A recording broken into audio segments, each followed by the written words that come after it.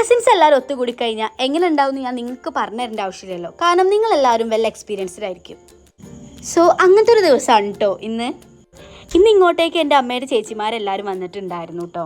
അവരെല്ലാവരും ഒത്തുകൂടി കഴിഞ്ഞ് കഴിഞ്ഞാൽ അവർക്ക് ഭക്ഷണമൊന്നും വേണ്ട, ഇങ്ങനെ കൂടിയിരുന്ന് സംസാരിച്ചാൽ മാത്രം മതി കേട്ടോ. ഗൈസ്, നമ്മൾ സുധീഷ്ടാട്ടൻ്റെ കല്യാണം പറയാൻ പോവാണ്. ഏതൊക്കെയോ കാട്ടുകൂടെയൊക്കെയാണ് കേട്ടോ പോകുന്നത്. ഗൈസ്, ഇതും അവക്കേടൊക്കെ ഉണ്ട്. ഇവൻ്റെ പോക്ക് കണ്ട വലിയ കാരണവരാണെന്നൊക്കെയാണ് വിചാരം. കല്യാണം പറയുന്നതിൻ്റെ മുന്നേ കത്ത് കൊടുക്കലാണ് കേട്ടോ അവൻ്റെ പണി. പിന്നെ ഞങ്ങൾ ഒരു വീട്ടിൽ പോയപ്പോൾ അവിടെ ഒരു ക്യൂട്ട് പൂച്ചക്കുട്ടീനെ കണ്ടിട്ടുണ്ടായിരുന്നു. പിന്നെ ഞങ്ങൾ പോകുന്ന വഴിക്ക് നല്ല മാങ്ങയും ഞാവൽപ്പഴവും പീനട്ട് ബട്ടറും ഒക്കെ കിട്ടിയിട്ടുണ്ടായിരുന്നു. എനിക്ക് ഈ പീനട്ട് ബട്ടറിൻ്റെ ടേസ്റ്റ് തീരെ ഇഷ്ടമല്ല കേട്ടോ. നെക്സ്റ്റ് ഞങ്ങൾ അമ്മയുടെ തറവാട്ടിലേക്കാണ് പോകുന്നത്. എൻ്റെ സ്വന്തം കുഞ്ഞാനേട്ടൻ്റെ ഓട്ടോറിക്ഷയിലാണ് കേട്ടോ ഞങ്ങൾ പോകുന്നത്. ഈ വഴിയൊക്കെ അമ്മ പണ്ട് സ്കൂളിൽ പോയിരുന്ന വഴിയാണ് കേട്ടോ.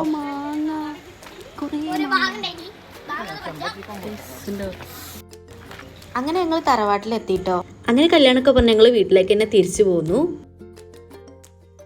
ഗൈസ്, ഞാൻ മാമ്പഴ പുളിശ്ശേരി ഉണ്ടാക്കാൻ പോവാണ്.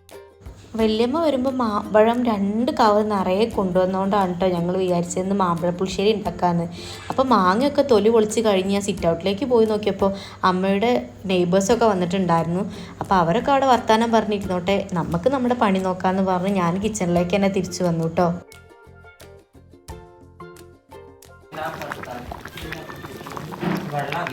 കുറച്ചേരം നമുക്ക് അടച്ചേക്കാം. പിന്നെ മാമ്പഴ പുളിശ്ശേരിക്കുള്ളൊരു മിക്സാണ് കേട്ടോ അത്. തേങ്ങയും നല്ല ജീരകവും കടുകും ഇട്ടിട്ട് നല്ലോണം മിക്സിയിലിട്ട് അടിച്ചെടുക്കണേ.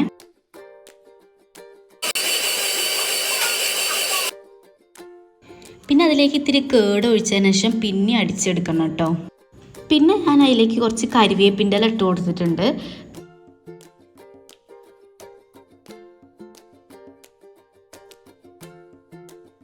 അടുത്ത പണി കറി വറവിടുക എന്നുള്ളതാണ്. കുറച്ച് കടുകും കറിവേപ്പിൻ്റെ എടുത്തിട്ട് വറവിട്ട് കൊടുക്കുക.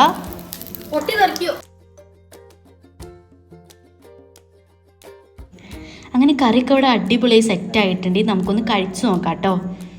നല്ല അടിപൊളിയായിട്ടുണ്ടായിരുന്നു, എനിക്ക് ഭയങ്കരമായിട്ട് ഇഷ്ടപ്പെട്ടു.